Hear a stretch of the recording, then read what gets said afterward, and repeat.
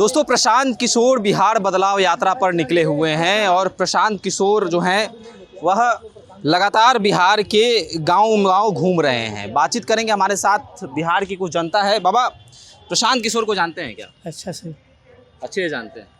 क्या लग रहा है, प्रशांत किशोर अगर आएंगे तो क्या बिहार में कुछ बदलाव होगा? बहुत होगा, क्योंकि सामने तेजस्वी हैं, चिराग हैं। अरे होने दीजिए ना, सामने देखिए, बदलाव होगा जरूर। क्या देखते हैं, खासियत क्या देखते हैं प्रशांत किशोर? अरे देखिए, क्योंकि आपने बहुत राजनीति देखी होगी। वो बहुत तो लोगों है, की। ये है जी। ये है जो सबसे मिलते हैं, सबसे बात करते हैं। और लोग को तो अपने मतलब से ही मतलब है। मतलब जनता से जो कनेक्शन है, जनता से जो बातचीत का तरीका है वो अच्छा है। हाँ, प्रशांत किशोर कह रहे हैं कि नौकरी लाएंगे, रोजगार लाएंगे। ओह, वो तो सब नेता लोग कहते हैं ना, लेकिन रह गई बात कीजिए, ये जब आएंगे तो कुछ बदलाव होगा, बदलाव होगा, जरूर होगा, युवाओं को नौकरी मिलेगी, जरूर मिलेगी। शराबबंदी कानून को लेकर प्रशांत किशोर का काफी विरोध हो रहा है। कह रहे हैं कि अच्छा, ये बताइए, जो सब जगह चालू है, यहीं का है नहीं है? हैं? यहाँ का टैक्स कहाँ जा रहा है और उससे घाटा क्या है? बिहार को घाटा है, यहाँ बिहार को नहीं। यहाँ मैंने सम्राट चौधरी चुटकी ले रहे थे, कह रहे थे कि सम्राट प्रशांत किशोर अपने बेटे को शराब पिलाएंगे क्या? ओह, पीने वाला पिएगा, नहीं पीने वाला नहीं पिएगा, ये कोई ज़रूरी है जो सब लोग पीबे करेगा? लेकिन जो पीने वाला होगा पिया, वो तो 100 का 200 दे कर पीते हैं कि नहीं, यही बात है। चलिए, बिहार की जनता हमारे साथ है और लगातार हम जान रहे हैं कि प्रशांत किशोर आखिर क्यों आने चाहिए, क्यों आने चाहिए प्रशांत किशोर भाई। इतना ज़्यादा पूरा बिहार में चर्चा का विषय है कि प्रशांत आने चाहिए, प्रशांत आने चाहिए, सत्ता पलट होना चाहिए, बिहार की राजनीति में बदलाव होनी चाहिए। इसलिए आने चाहिए क्योंकि वो बिहार जिसकी पहचान हमेशा उसके ज्ञान से रही, वो आज कट्टा और कट्टरता की राजनीति के बीच में फंसा पड़ा है। और पहली बार कोई बिहार में पिछले 30-35 सालों में बस्ते और कलम की बात कर रहा है।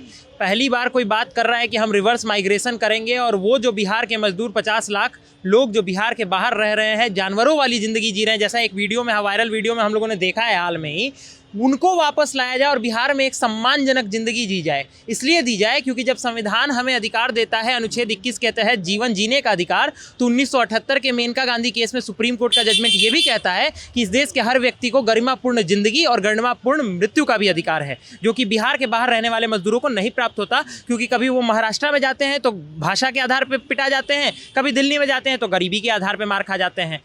कोई बात नहीं कर रहा है कि बिहार में शिक्षा व्यवस्था कैसे सुधारी जाए। पहली बार प्रशांत जी ने ये कहना शुरू किया कि सरकारी स्कूलों को नेटरहाट के लेवल का बनाएंगे, बनेगा तब बनेगा, लेकिन वर्तमान की शिक्षा व्यवस्था बढ़िया हो इसके लिए हमारी सरकार आते। प्राइवेट स्कूलों में भी अगर आप अपने बच्चों को पढ़ाना चाहते हैं तो सरकार उसकी व्यवस्था करेगी। किसानों के लिए ये कहा गया कि अगर आप नकदी फसल बोते हैं तो मनरेगा से जोड़ने की कोशिश की जाएगी कृषि को, ताकि जो मजदूर हैं वो मुफ्त में उपलब्ध कराए जा सकें। महिलाओं के लिए कहा गया कि हम ऋण उपलब्ध कराएंगे कम दरों पे, 4% पे ऋण उपलब्ध कराएंगे ताकि ज़्यादा से ज़्यादा महिला जो है वो आत्मनिर्भर बन पाएँ। अब आप समझिएगा, जैसे कि CD रेशियो का जिक्र किया गया था, मैं आपको एक नया आंकड़ा बताता हूँ।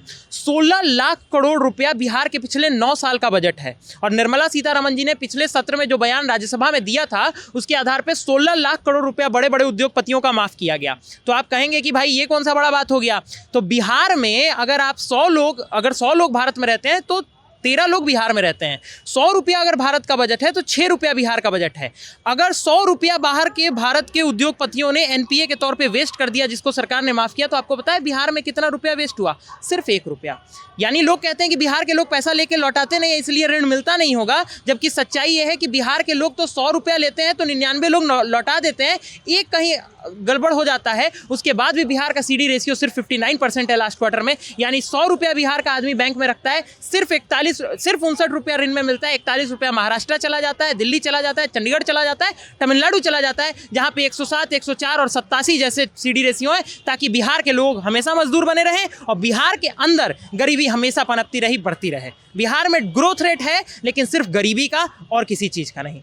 सरकार जो दावे करती है कि गरीब को हम मदद कर रहे हैं, अनाज दे रहे हैं, पैसे दे रहे हैं, वृद्धा पेंशन दे रहे हैं, अभी तो नीतीश कुमार योजना पर योजना निकालते जा रहे हैं, हर दिन कुछ ना कुछ योजना निकल रहा है, तो इसको किस प्रकार देखते हैं जो सरकार दावे करती है? ये केवल लुभाने की कोशिश की जा रही है। जनता को वो लोग मूर्ख समझते हैं। जिस तरह की मानसिक स्थिति माननीय मुख्यमंत्री जी की है, जैसा कि लोग कह रहे हैं, वो जनता को भी उसी मानसिक स्थिति में समझ रहे हैं और उनको लगता है कि इस तरह के लुभावने वादे करने से जनता जो है 2025 के चुनावों के समय उनके वादों के लिए गिर जाएगी। बट जबकि सच्चाई ये है कि जनता ये समझ चुकी चुकी है पिछले 20 सालों में कि इन्होंने किसी भी प्रकार से जनता के हित के लिए कोई कदम नहीं उठाया। विशेष तौर पे जो वृद्धा पेंशन की आप बात कर रहे हैं, 400 रुपये वृद्धा पेंशन दिया जाता था और आज की तारीख में 1100 करने की बात तब की गई जब जनसुराज ने ये बात कही प्रशांत किशोर जी के नेतृत्व में कि हमारी सरकार आएगी तो हम 2000 वृद्धा पेंशन करेंगे।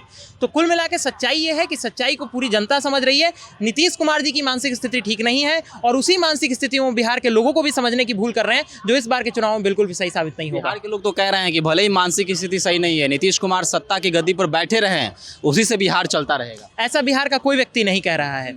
ऐसा बिहार का कोई व्यक्ति इसलिए नहीं कह रहा है क्योंकि आप बहुत अच्छे से समझिए, मेरे जैसे व्यक्ति के ऊपर ये आरोप लगता है, जैसा कि लोग बताते हैं कि ये तो मोदी का आदमी है। अब जब ये आरोप मेरे जैसे व्यक्ति पर लगने के बाद आज की तारीख में आप ये देख रहे हैं कि हम जनसुराज के लिए कार्य कर रहे हैं, एक बेहतर बिहार बनाने के लिए अपना कंधा लगा रहे हैं, तो आप ऐसे समझ लीजिए कि मेरे जैसे लाखों लोग हैं, करोड़ों लोग हैं जो अपने विचारों को छोड़ करके एक सही विचार के साथ बिहार के बदलाव के लिए आगे निकल रहे हैं और हम भी उनमें से एक हैं और आने वाला बिहार एक बेहतर दिशा में जाने वाला है। चलिए, और भी लोग हैं, और भी कुछ लोग हैं, उनसे बातचीत करेंगे। प्रशांत किशोर पर क्या भरोसा है? वो अभी के डेट में सबसे अच्छे नेता मेरे नज़र में है और उन्हें मैं बहुत ही सपोर्ट करता हूँ। मैं उनको बहुत बड़ा फैन हूँ और मैंने जितने लोग को जिनसे भी मिलता हूँ मैं उनसे इनसे जुड़ने के लिए कहता हूँ ताकि इन्हें एक चांस दिया जाए, ताकि ये बहुत ही लोगों के लिए सोचें, जो है वो करेंगे भी। क्योंकि आज तक मैं 15 साल से देख रहा हूँ कोई भी नेता ने पब्लिक के बेरोजगार लोग के लिए और अशिक्षित लोग के लिए कुछ नहीं किया है, लेकिन ये करेंगे और मुझे इनके पर पूरा विश्वास है। तेजस्वी पे भरोसा नहीं है क्या? भरोसा तो मैंने बहुत लोग बहुत से पहले पार्टी में है, लेकिन किसी को मुझे पब्लिक को बेनिफिट मैंने देखते नहीं देखा। लोग सड़क पुल पे तो उस पर रहेंगे नहीं, रहने के लिए घर और शिक्षा, अच्छा शिक्षा और अच्छा रोजगार चाहिए। जब तक कि कुछ के बाद ही कुछ कर पाएंगे। बस मैं आगे कुछ नहीं बोलना चाहूँगा। धन्यवाद। तो शिक्षा अच्छा चाहिए, सड़क पर तो लोग रहेंगे नहीं। शिक्षा अगर अच्छी होगी तो रोजगार अगर अच्छा होगा तो बिहार में बदलाव आ सकता है। तो इस प्रकार प्रशांत किशोर बिहार बदलाव यात्रा पर निकले हुए हैं। इसका क्या रिस्पॉन्स है, आप भी हमारे साथ कमेंट सेक्शन में अपनी राय रख सकते हैं। धन्यवाद।